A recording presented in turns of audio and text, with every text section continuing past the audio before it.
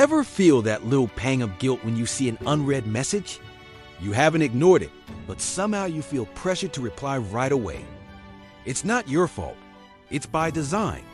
Many of the apps and services we use every day are built to quietly trigger what I call reply guilt. Let's break down 10 of these sneaky designs that make you feel obligated to respond. First up, someone is waiting for your reply. This message often pops up in your notifications or right inside the app. It's framed as a helpful reminder, but what it really does is create a sense of urgency and social pressure. It shifts the focus from your convenience to the other person's expectation. Suddenly, you're not just managing your inbox, you're managing someone's feelings. It's not just a notification. It's a subtle nudge that says your silence is making someone wait. And that's not a good thing. This isn't helpful. It's pressure disguised as a friendly alert. Next, we have the classic. Don't leave them hanging. This one is a masterclass in emotional leverage. The phrase itself conjures up an image of someone left in a state of suspense, all because you haven't typed out a response. It taps directly into our natural desire to not be the person who disappoints others. Instead of simply reminding you that a message is unanswered, it frames your inaction as a social failing. It's not a reminder, it's a guilt trip. The subtext is clear. A good, considerate person would never leave someone hanging. Are you a considerate person? Better reply now. Then there's the phrase, let them know you care. This one is particularly sneaky because it wraps the obligation in a layer of empathy. It implies that replying is a direct measure of how much you care about the other person. By not responding, the design suggests you're signaling that you don't care. It puts you in a position where you feel a moral duty to engage, not because you want to, but to prove your emotional investment. This isn't about fostering empathy. It's about manufacturing an expectation and making you feel like you have to meet it to be a good friend or colleague. Have you ever seen a prompt that says, say something nice? This often appears in comment sections or after a friend posts something. On the surface, it seems like a positive encouragement to spread kindness. But look closer. It reframes silence not as a neutral choice, but as a failure to be supportive. It subtly suggests that if you don't have something nice to say, you're not contributing positively. This isn't just a push for kindness. It is a form of social pressure that can make you feel inadequate if you choose not to participate in the chorus of praise.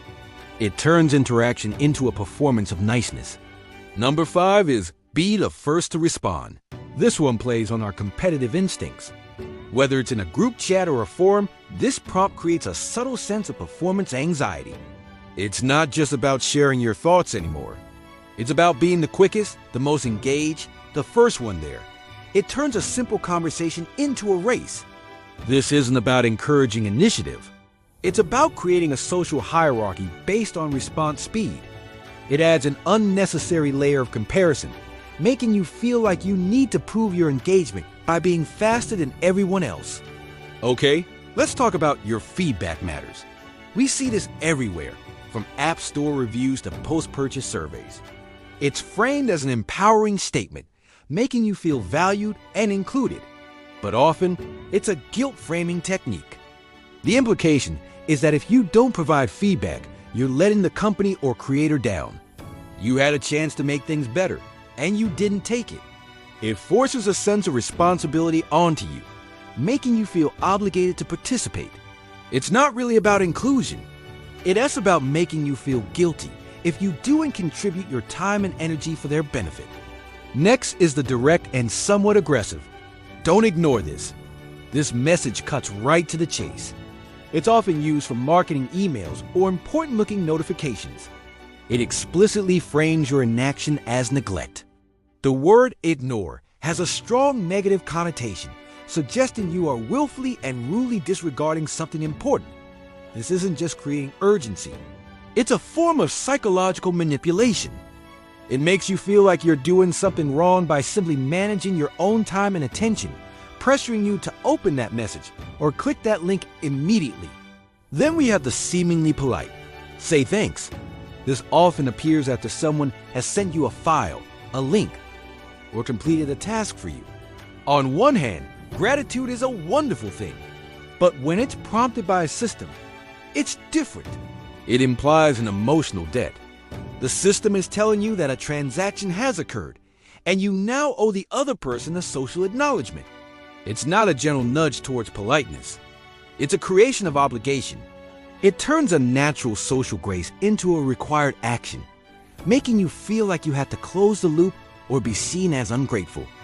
Almost at the end, we have let them know you received it. This is the logic behind read receipts. It sounds like a simple, practical confirmation tool, but in reality, it creates immense pressure to reply. Once the sender knows you've seen the message, the clock starts ticking. Silence is no longer ambiguous. It's a deliberate choice. The system removes your plausible deniability. This isn't just about confirmation. It's about creating an unavoidable expectation of a response, turning a private moment of reading into a public act that demands an immediate follow-up.